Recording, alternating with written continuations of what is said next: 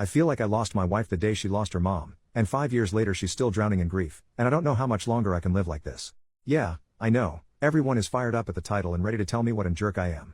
To those people, I implore you to read the rest of this post before making a judgment. My 36M wife's 33F mother passed away 5 years ago from lung cancer. It was not a peaceful or easy death by any means.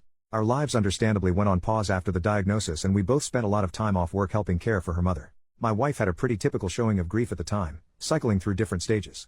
Same with our 3 kids. After she passed, however, my wife got really bad. I totally understand this. I can't say I know exactly what she went through, because I haven't had a parent pass away, but I understand how devastated she was. For months after she could barely function, I gently took over pretty much all the responsibilities in the household and with the kids. She had been attending grief counseling since the diagnosis and continued after the death. None of this is the problem. I endeavored to be as supportive as possible. She cried on my shoulder every night for months, and I just thought this was the worst of for better or worse. The problem is that after 5 years, she does not seem any better or more functional. She stopped grief counseling about 4 years ago and refused to go again, stating it would not help her and that nothing could. About a month before any major holiday, she will have a major downturn. In bed half the day, crying all day, does not want to interact with the family, does not have the energy to do anything around the house. This will go on every single day until about a week after the holiday ends. Every holiday is intense grief, just as much now as it was 5 years ago. October, November, December, and January, her mom's birthday month, every year are particularly bad. I am essentially without my wife, and am a single parent to my 3 kids.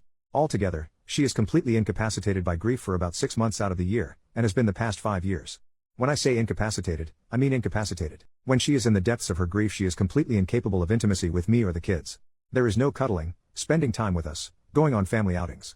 I don't get any intimacy for half the year. I've stopped asking her if she wants to talk about it because she can't get any words out between sobs if she tries.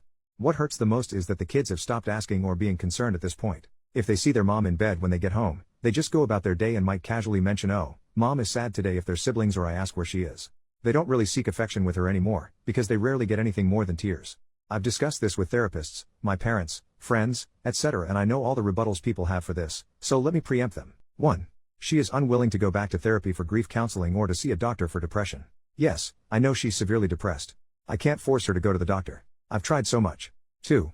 Yes, it really is just as intense as it was 5 years ago. 3. No, I never tell her to get over it or blow her off. On my worst days I just give space and leave her be. Most days I try to offer her some comfort. If you want to judge me for leaving her alone, whatever, but know that I feel like I essentially have caretaker fatigue at this point. And 4. No, she does not have a history of depression, but she does have ADHD. Don't know if that's relevant. I feel like my wife died when her mom died. I would do anything to get her back, even a small piece of her, but she doesn't seem willing or able to move on past her mom's death. I feel awful for considering a divorce, but I don't know what else to do. First update, 2 days later, I just kind of threw that post together as a stream of consciousness vent on my break at work. I didn't go back and look at it until later because I just assumed it would get buried since I've never had anything I posted get any major attention. And, honestly, I thought I was going to get eviscerated in the comments for being insensitive or uncaring. I was floored by the number of responses and really kind DMs I got and felt a little overwhelmed at the idea of responding to them all, so I figured I would post an update here. A few people mentioned I should have her involuntarily admitted to a medical facility. I didn't mention in the original post, but I did ask our family doctor about that maybe a year ago, and he told me that unless she is a threat to herself or others, it's unlikely to happen. I looked this up myself as well, and that appears to be true, for the state we live in at least. I do agree that she needs medical treatment. I suspect that during her year of grief counseling after her mom's death that she was not honest with her counselor. I have a distinctly sad memory of her coming home after one of her last sessions and telling me that her counselor said she probably wouldn't need to go much longer. Then she went and laid down on the bed and cried. I haven't been able to convince her to go back to counseling. However, I'm glad I posted to Reddit, because somehow I hadn't really considered that she might need more intensive treatment than just counseling. I also saw one comment that scared the hell out of me, that she may do something drastic if I give her a divorce ultimatum. With those things in mind, I don't think doing that is the way to go. Instead, I'm planning to write her a letter explaining how we need her back, and that we love her and care for her deeply, but she needs more help than we can provide alone, and tell her that she needs to go to the doctor and be honest about what she's been going through. Thank you for your advice, everyone. Second update, 6 days later. I wasn't planning to post again but got a lot of supportive messages asking for an update, so here we go. My soon-to-be ex-wife has completely lost her freaking mind. After my last post I spent a couple of days writing the letter to her. In it, I explained that the kids and I love her dearly, and that we're concerned for her. I outlined all the worrying behavior and told her that I believe she needs to seek additional medical care. I explained that it sounded like she had complex grief. Thank you everyone who pointed that out, and that the grief therapy she went to years ago was insufficient to help her get through it. I did not say anything about potentially divorcing her, but did say that the kids can't continue to live in their current situation. It was a long letter and I don't really feel like transcribing it here. I read the letter to her the same night I finished writing it after the kids had gone to bed. After I finished reading, she just stared right through me, 1,000-yard stare, for probably 15 minutes, then finally stood up and started walking to the door. I panicked and tried to stop her, asked her where she was going. "Can we talk about this? I'm concerned for your safety." She rolled her eyes at me and said in the coldest voice I've ever heard her use, "I hope when your parents die someone doesn't tell you to get over it." After that I didn't try to stop her, I just let her go. I was pissed off for maybe 5 minutes before the panic set back in. I legitimately thought she was going to end herself. I checked my phone and she had turned her location off.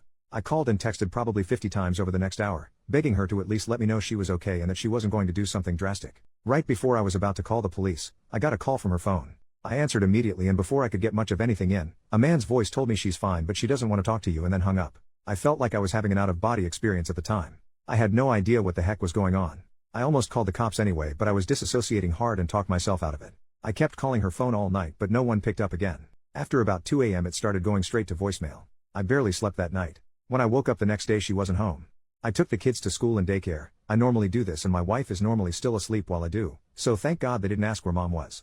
I tried calling my wife's phone more all morning but still voicemail. I called her office and asked if she was at work, and they told me she had called in sick. I called in sick to work as well and basically just sat on my couch, trying to get a hold of her while being a nervous wreck. I called my mom as well and asked if she could pick the kids up from school today and watch them overnight. I didn't tell her everything that was going on yet, just that something had come up that was urgent and I needed some help. My wife walked in the door sometime after 4 p.m. I tried to hug her but she shied away from me. I asked her where she had been, no response, just a blank stare. I asked her who had called me from her phone, no response, blank stare. At this point I was so frustrated and told her that if she didn't want to explain what was going on, she could get the hell out. I regret saying it that way now, but holy crap was I frustrated. So she started talking, but it was like I was talking to a robot with her voice. No emotion, totally flat, almost annoyed. She told me that she had gone to her friend John's, fake name, house. I had no idea who the heck John was and asked her to explain further. Over a 2-hour or so conversation where I had to pry details out of her, I got most of the story. She was answering like a lawyer, just very basic answers, no details or context outside of exactly what I was asking her. Basically, John is a coworker. I've met the dude once or twice at office party type events but never really talked to him. I never saw him hanging out with my wife or showing interest in her. But apparently over the last year or so, she has been spilling all her feelings about her grief over her mom's death to him, and he's been comforting her. He had a parent die from cancer too, so I guess she felt they had a connection she didn't have with me. After I read her the letter, she says she realized that I don't care about her or her mom's death and went to John's house to talk and be comforted. I flat out asked her if she was having an affair with him, and she told me no. I asked her why she never mentioned she was close friends with this unknown guy, and she told me it was none of my business. I asked her if anything had happened between them while she was there, and she says they cuddled and he held her while she cried. I asked to see her phone to check messages between them and she refused. I couldn't get much more detail out of her about the whole situation. So when she went to take a shower, I tried to check her phone. She had changed her passcode. I grabbed her iPad, which still had my thumbprint in it, and checked there. I left the house with the iPad to look for evidence while she was in the shower. I did not immediately see any messages to or from a John, but after digging briefly, I found it. She had put him in as Stacy in her contacts, but it was obviously him. There were texts going back well over a year. A lot of her talking about her mom, a lot of him comforting her, a lot of him telling her I don't really care about her, and that he would never treat her that way if they were married. All of her replies were in agreement. A lot of texts from her complaining about me. A lot of him trash talking me. The night she left, she had texted him, "Screw it, I'm on my way over if the offer is still there," followed by an immediate yes reply. Then the next morning, a text from her to him saying if he asks, "We just talked." I threw up out my car door in a Walmart parking lot for 20 minutes. I came home and found her on the couch on her phone, totally unconcerned or unaware I had even left. I told her that I knew, and that she needed to leave. Again she just stared at me for a while, not responding, until I got aggravated and told her to get the hell out of the house. She immediately got up, told me John was right about you, and left. I haven't seen her since. I told the kids she went to visit her parents. I don't know what to tell them, but I have to tell them something soon. I don't really even know what to do. Ostensibly I need to divorce her, but going through custody, child support, etc. is dizzying. I feel paralyzed and haven't made a move yet. I know she's lost her mind and this is probably some kind of psychotic break, but I just can't care anymore. I put on a brave face to go to work, then for my kids at night, and then cry after they go to bed until I fall asleep. I honestly feel like my life is essentially over. I do feel like John took advantage of her vulnerability, but I don't even want to bother trying to get her to see that he's a predator. She chose this over her own family that is stuck with her. I don't think I'll be posting any more updates or logging into this account anymore. Reddit rave, OP's account got suspended in 2024, hopefully we get an update on how he and his family are doing in the future.